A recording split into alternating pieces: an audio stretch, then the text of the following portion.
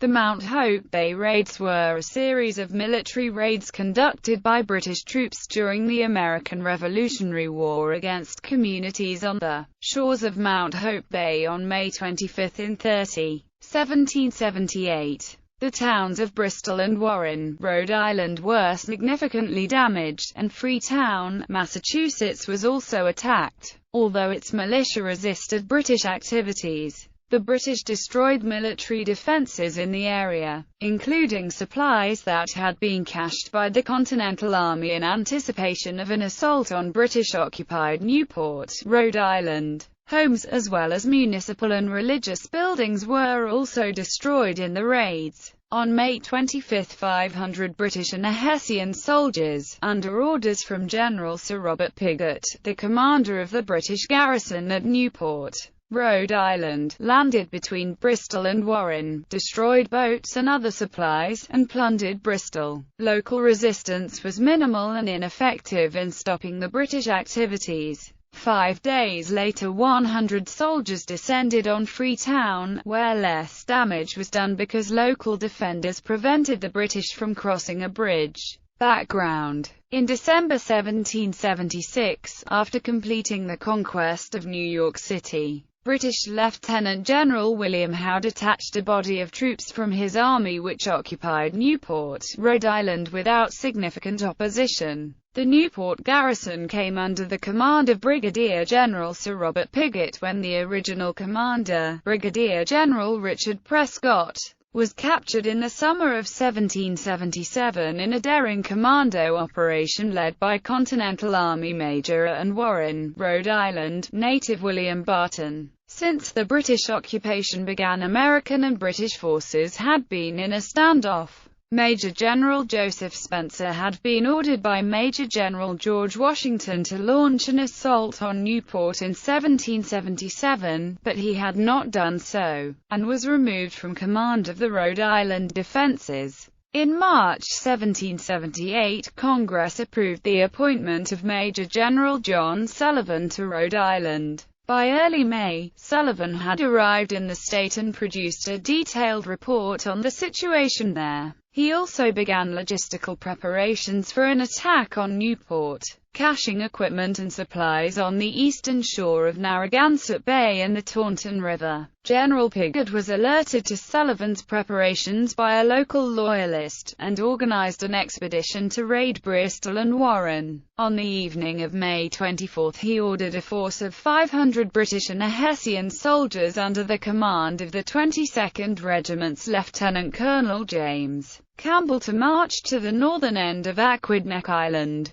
from where they took whaleboats across to the mainland. Warren and Bristol raid. Arriving early on May 25, Campbell's forces landed on Bristol Neck, between Bristol and Warren. Campbell divided his force in two, sending one detachment into Warren, and the other to areas along the Kickamuet River where boats and other supplies were cached. They burned down a bridge that crossed the river, and set fire to a sloop. After the British left, locals put out the fire on the sloop, which only suffered minor damage. The Warren detachment had expected some resistance upon reaching the town, but Continental Army forces, numbering about 300 under the command of Colonel Archibald Clary, had fled the town upon rumors that the British force was much larger than it actually was. The British destroyed military supplies, and set fire to the local powder magazine. The ensuing explosion destroyed 6 homes and the town's meeting house.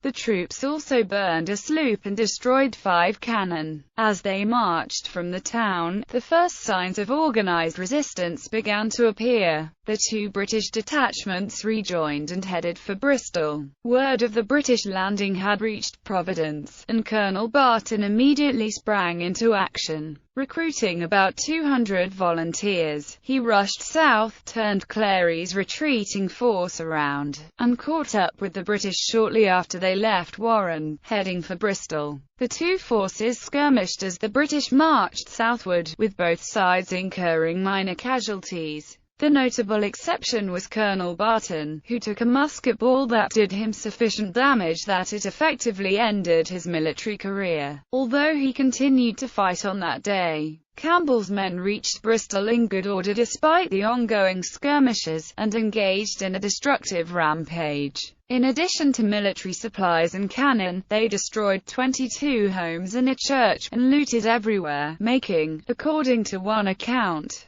no distinction between their friends and foes. Their work completed around noon, the British returned to their boats. They embarked, covered by the guns of the frigate HMS Flora and HM Gallipigott, and returned to Aquidneck Island and Newport. The raid prompted General Sullivan to renew calls to area governors for increased militia assistance. This recruiting did not have material effect before the next raid occurred. Freetown Raid. Pigott next organized a smaller raiding force to go to Lower Freetown. On May 30, a force of 100 men led by Major Edmund Eyre sailed up the Taunton River into Lower Freetown, where they landed near the mouth of the Quikishan River. The local militia was under the command of Colonel Joseph Durfee, a Continental Army veteran, and had established a watch. The British landing was spotted by a sentinel and the alarm was raised. 40 men, including militia from Freetown and nearby Tiverton, mustered to give resistance. Eyre's men fired grapeshot from a small cannon and slowly pushed the militiamen uphill. As this took place, some of his men proceeded to burn a house, gristmill and sawmill, 9 boats, and 15,000 feet of planking. The militia eventually reached a bridge across a stream, where about 25 men established a defensive line behind a stone wall on the far side. In a battle lasting about 90 minutes, Durfee's men repulsed repeated attempts by Eyre's men to gain control of the bridge. The British soldiers then took one local resident prisoner, set fire to his property, and retreated to their boats.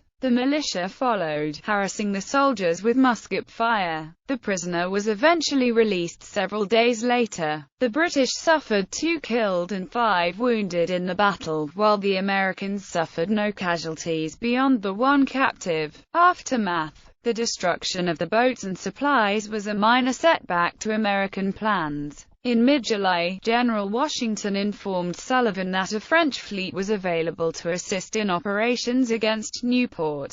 This had a galvanizing effect on recruiting, and local shipbuilders embarked on a crash boat building program to replace the boats destroyed in the raid. By early August, the French fleet of the Comte d'Estaing had arrived off Newport, and Sullivan commanded a force of 10,000 militia and regular army troops. Bad weather and the timely arrival of a British fleet to oppose d'Estaing frustrated Allied plans. Sullivan, who had occupied the northern part of Aquidneck Island, was forced to retreat by the mass desertion of militia after the French withdrew their fleet and troops. General Pigott then broke out of his lines in pursuit, but Sullivan successfully fought off his attack in the Battle of Rhode Island on August 29 before retreating off Aquidneck Island. The British occupied Newport until October 1779, when the garrison was withdrawn for operations elsewhere. The raided communities continued to contribute to the American war effort despite the damage and difficulties caused by the raids. Major Edmund Eyre, leader of the Freetown Raid, was by 1781 promoted to lieutenant colonel, when he again led British forces during a raid on New London and Groton, Connecticut. He was wounded early in the Battle of Groton Heights, and his troops were accused of engaging in atrocities in the aftermath of the battle.